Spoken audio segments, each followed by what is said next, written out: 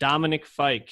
Now, this is an album that came out 2 weeks ago. What we weren't able to talk about it because, again, power issues. But I think we were really excited to get to this because Dominic Fike is a pretty interesting figure in music.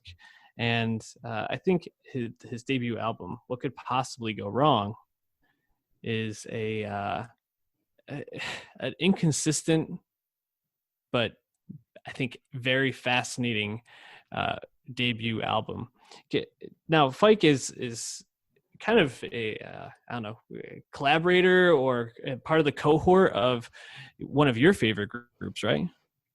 Yeah, I don't think I really know who Dominic Fike was until Brockhampton posted on their YouTube channel a video titled "This is Dominic Fike," and I'm like, huh. Well, if they care about him, maybe I should take a peek and figure out why. Then I think around that same time, it must have been already out by now, but you hear Three Nights, which was that one really big single off that Don't Forget About Me demos project from October 2018. And Three Nights, I feel like that must have been some commercials, right? Like I feel like I heard that song a lot, but I was looking, it never actually charted here in the States, and actually was a much bigger track for Fike in Europe, surprisingly enough.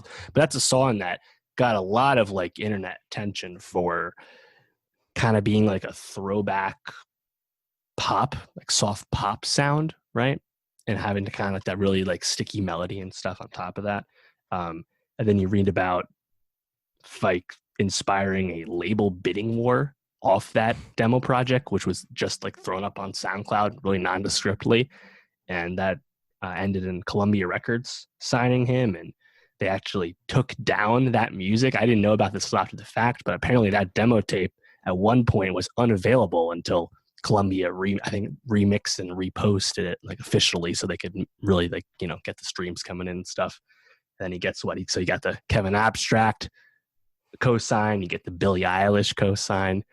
Then Dom pops up on Kevin's solo album on Peach, which I think was one of the highlights off Arizona Baby. And then what? Like, we're just waiting, right? We were waiting for this guy who it's like you feel about Dominic Fike's music and the way everyone in the industry is talking about him. This is someone who has real star potential, and being indebted to the past in pop is not new right now. It's pretty popular, but I don't know if anyone's really doing exactly what Fike tries to do all that much in terms of like that emo pop, that soft pop, right? Mm-hmm. Like even pop rock a little bit, And we finally got that debut album on Columbia Records. And Pat, what did you think after all this time, after quite a considerable amount of hype?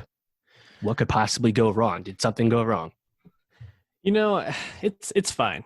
It's kind of where I'm at with it. I think this album is a bit of a letdown because there had been so much hype. I mean, someone that young and unproven getting a $4 million record deal is a hefty place to start with some expectations. And he's obviously a bit of a, I don't want to say troubled, but he's had some issues. 2018 arrest for assault. Didn't he then like break probation too during that, something along those lines? Yeah, it's a little vague exactly what happened, but so he's had some stuff going on, and I think that comes across here. But mostly, I think I was taken aback with some of the tones on this album in terms of lyrical content. There's one moment that really stands out. Yeah, and I maybe we should just jump right into it. Cancel Me. I'm guessing you're talking about. Yeah, Cancel Me. Almost, I think, colored the rest of the album for me in a way, right? Because Cancel Me just feels like such an immature and uninformed perspective on like the whole like Me Too movement and how having appropriate sexual relationships and treating people with respect, kind of, and using that as like almost a way to like get away from stardom and how hard it is to be famous and have people know you. After hearing it, I just kind of approached the rest of the album as, oh, this is a person that hasn't really totally thought out everything that's on here. And that's kind of, I think, how I see this album is I think there's like glimmers of moments where you can see like, oh, this kid someday is going to make like an album that's going to be a fucking banger. Like he's going to have like the huge teen following or people are just really into it. But I just don't think he's there yet, and I think he's still kind of refining himself as an artist. And I don't know. How did you feel about Cancel Me though? Yeah, I mean, in a sense, so I think the song itself actually sounds pretty good, but in a sense, like that's a very modern young person way of thinking about making a song about getting away from stardom and fame and all that, right? And it's like I in a sense I can almost appreciate that, and being more vague about saying like can't hope they cancel me, right? No, it's cool, but at the end when he says I hope I get me too'd, it's like, I mean, dude, like it's not just some like prop that happens to people. Like there is reasons behind this, whether it's even real or not, right? And it's like it's just kind of a gross thing to hear. It's like I hope I get me too. It's like, nah, man, like you gotta take it back a step, I think.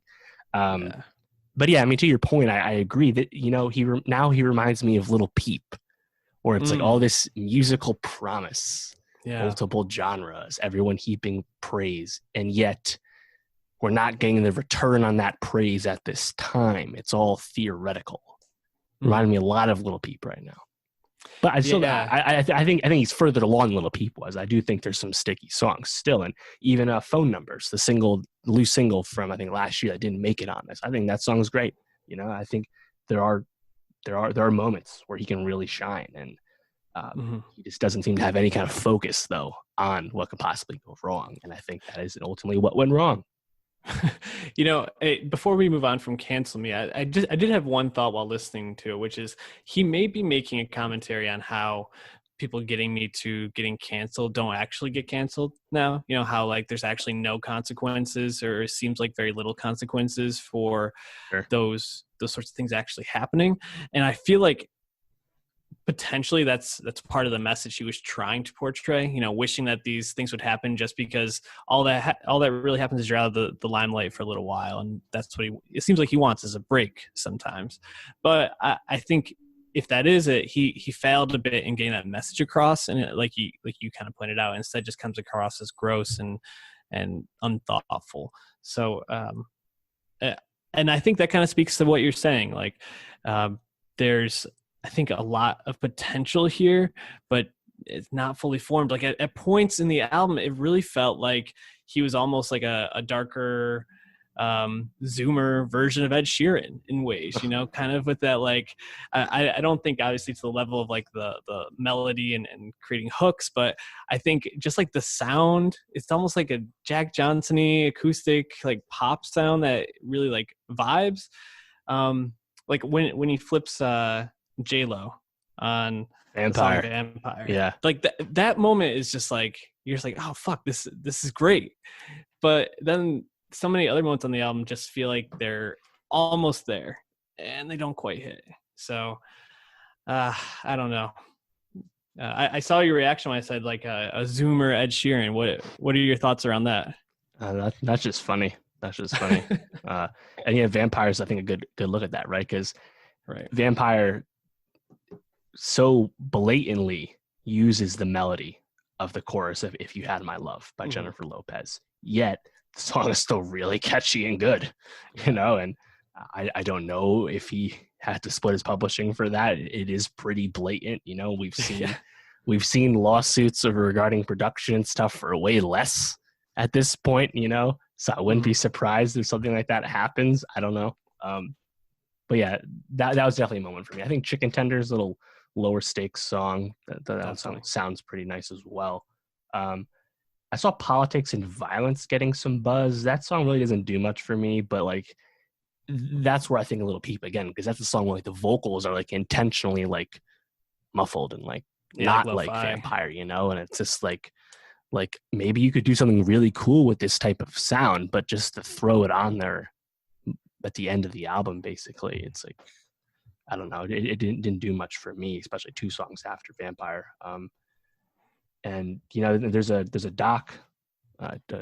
episode of the New York Times documentary series on Hulu right now about Dominic Fike. You can learn more about that story there. But yeah, this was disappointing, and I've struggled to listen to this just to grapple with the whole album, because I was obviously really in on that hype, you know, and Mhm. like I mean, I feel like the legend was starting to tell itself too. It's like, man, he's on house arrest and he independently produces this demo tape and throws it on SoundCloud. And it's like, that is shades of Chance the Rapper making 10 Day while he's suspended from school. It's the same thing, you know? And so far, one album in, one official full length in, he's still finding himself. That's okay. But I Yeah. just wanted more now. The best is definitely still yet to come for him, but we threw Vampire on our playlist.